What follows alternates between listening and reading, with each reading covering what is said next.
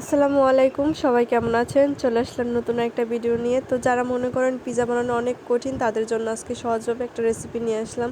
তো প্রথমে এখানে 1.5 কাপের মতো ময়দা নিয়েছি, 1 টেবিল চামচ পরিমাণ ইস্ট, 1 টেবিল চামচ পরিমাণ চিনি আর 1 টেবিল চামচ পরিমাণ গুঁড়া দুধ আর স্বাদ মতো লবণ আর 2 টেবিল চামচ পরিমাণ সয়াবিন তেল দিয়ে ভালো করে ময়ান মেখে নিতে হবে।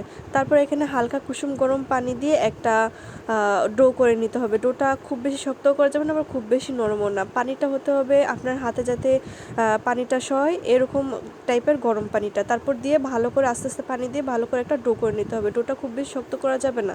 তারপর উপর দিয়ে অল্প একটু তেল ব্রাশ করে এটা রেখে দিতে হবে 2 ঘন্টার জন্য, 2 বা 3 ঘন্টার জন্য। তারপর অন্য একটা সাইডে একটা কড়াইতে কিছু পরিমাণ তেল দিয়ে ওইখানে কিছু পরিমাণ মুরগির মাংস আর মোটা করে কেটে রাখা পেঁয়াজ কুচি দিয়ে হালকা ভেজে নেব। হালকা ভেজে নিয়ে ওটা উঠায় রেখে ওই কড়াইতে আরেকটু তেল দিয়ে মিহি করে রাখা রসুন কুচি দিয়ে ভালো করে রসুনটাকে রোস্ট করে নেওয়ার পর আগে থেকে যে পেঁয়াজ আর মাংসটা ভেজে রেখেছিলাম সেই পেঁয়াজ আর মাংসটা দিয়ে দিব। তারপর এখানে অল্প পরিমাণ আদা বাটা আর রসুন বাটা দিয়ে দিয়েছি, দিয়ে আরেকটু ভেজে নিব। তারপর এখানে অল্প পরিমাণ লাল মরিচের গুঁড়া দিয়ে দিয়েছি, দিয়ে আরেকটু ভেজে নিব। তারপর এখানে কালো গোলমরিচের গুঁড়া আর একটু চিলি ফ্লেক্স দিয়ে দিয়েছি, দিয়ে এটাকে আবার আরেকটু ভেজে নেব। ভাজা হয়ে গেলে তারপর এখানে দিয়ে দেবো কিছুটা পরিমাণ ক্যাপসিকাম। আপনাদের হাতের কাছে ক্যাপসিকাম না থাকলে এইভাবে লম্বা করে কেটে টমেটোও দিতে পারেন। তারপর দিয়ে দেবো স্বাদ মতো লবণ, দিয়ে আরেকটু ভেজে নেব। ক্যাপসিকামগুলোকে খুব বেশি ভাজা যাবে না। তারপর দিয়ে দিব এখানে টমেটো সস দিয়ে দিব এখানে কিছুটা পরিমাণ অরিগানো। এগুলো দিয়ে খুব বেশিক্ষণ ভাজা যাবে না, না হলে এই দেখা যায় রান্নাটা বেশিটা শুকিয়ে গেলে কিন্তু খেতে ভালো লাগবে না। এটাকে একটু গ্রেভি রাখলেই খেতে ভালো লাগে। তারপর যে রান্নাটা হয়ে গেছে, তারপর আমরা যে ডোটা গুলিয়ে রেখেছিলাম ওটা 2 ঘন্টা পর ফিরে আসলাম, ওইটা ফুলে ডাবল হয়ে গেছে। তারপর এটা দিয়ে আমরা একটা বড় করে রুটি বেলে নিব। এখানে আমাদের যে পরিমাণ ডো রাখা হয়েছিল এই দিয়ে ছোট করে 2টা পিজা বানানো যেত, কিন্তু বড় করে আমরা বানাবো তাই একটা পিজাই বানাবো।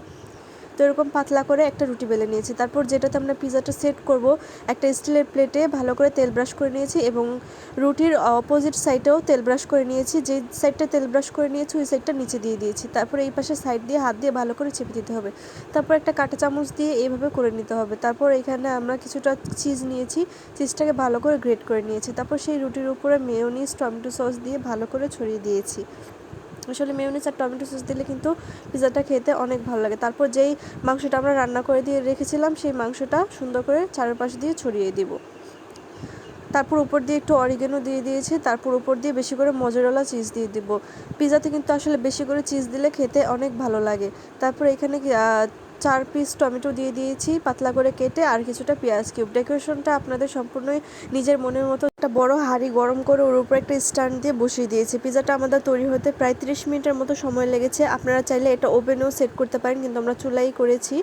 তারপর এই যে মাশাআল্লাহ পিজাটা হয়ে গেছে। পিজাটা খেতে কিন্তু রেস্টুরেন্টের থেকে কোনো অংশে কম ছিল না, অনেক মজা হয়েছিল।